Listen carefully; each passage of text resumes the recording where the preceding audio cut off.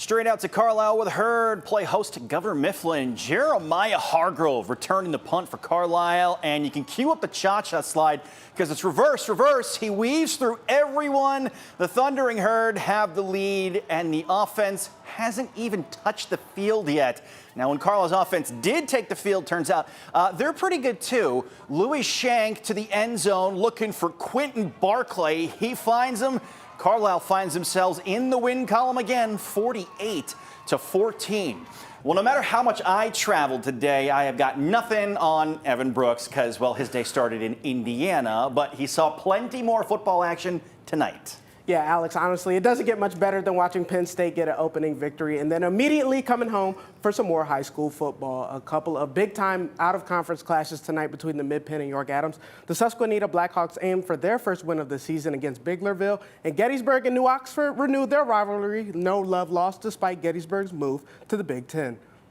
A good one out in Gettysburg. Pick it up in the second half. Tied at 8. First possession for New Oxford. After halftime, Colonials quarterback Jetmore drops one in the bucket as he finds a wide-open Brennan Holmes down the seam for his second score of the day to put New Oxford up 6. Coach Warner looks for more, though, and he'll get it. Next possession, Moore rolls out, launches one down the field, right into the hands of Evan Shriver for the 35-yard completion just before the quarter ends. Colonials in striking distance, and Brendan Eakins wants to finish it, gets the outside handoff, sticks his foot in the ground, and punches his way into the end zone.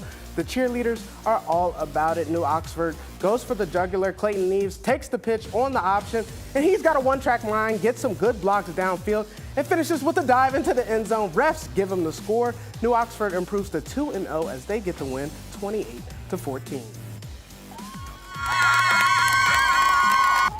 Neon night for the Biglerville Canners faithful, who welcomes Susquenita to town. First possession for the Blackhawks. Bryce McKee takes the handoff, does his best Christian McCaffrey impersonation, slips the wimpy defenders, and is in for 6. Strike up the band for more. This time, Blackhawks QB Derek Gibney drops back, lays a beautiful ball down the seam for his tight end Kamar Lewis, wide open, and he finds himself in the end zone for 6 more. The Blackhawks rolling in this one up 15. The cheerleaders love it, and for good reason. McKee one more time takes the handoff. Excellent vision on this run as he scampers down the sideline for 35 yards. That sets up an easy conversion for the Blackhawks. Gibney is in on the QB sneak. Susquenita dominates for their first victory of the year. They get the win 42-0. All right, thank you, Evan. Now I had the chance to speak with play-by-play man Gary Sutton during the Frenzy pregame show because tonight was the debut broadcast for High School Sports live production team on Fox 43.2. Now they picked a good one as Cumberland Valley races out to a big first-half lead and then hangs on down the stretch to withstand a furious rally from Central York. Let's send it out to the guys who saw it all for a post-game report. Hey, thanks. Back here at Central Panther Field. Big game here tonight between Central Panthers and the Cumberland Valley Eagles. The Eagles were flying high in the first half as they went out to a 35-14 lead. Looked like the bus was leaving town, but not so fast, said the Panthers. They clawed their way back in the second half, but 35-33 came up just 2 points short. Phil Chase with me here. Phil, you looked at that center team in the first half. They were just run all over by a team that really was ready here with Cumberland Valley. Yeah, Cumberland Valley played really, really well in the first half. Central York could not stop the run, particularly Starrett's on the inside. Isaac Steins hurt him with his feet and with his arm in the first half.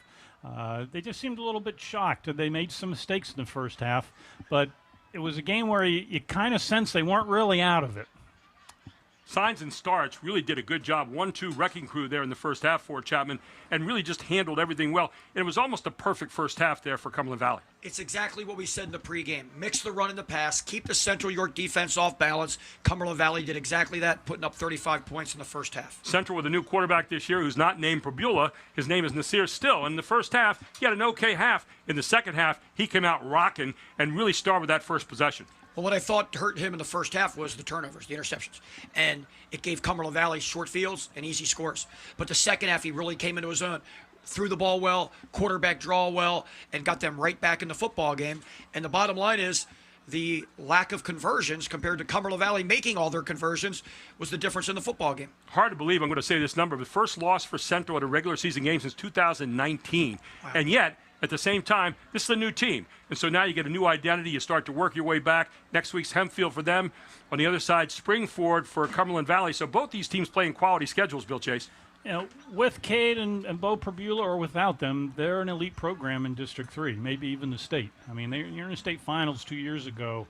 That doesn't happen by accident, and they're a good program. They have some nice athletes, and Nasir still really impressed me. The moment wasn't too big for him tonight. For Chapman, Bill Chase, Gary Sutton with you back here at Panther Stadium. Once again, the final score here tonight, Cumberland Valley 35-33 as they hold on in the second half against a game Panther team. But Cumberland Valley with a huge win here tonight, and now they head off to Springford next week. And again, for Central, they'll head to Hempfield.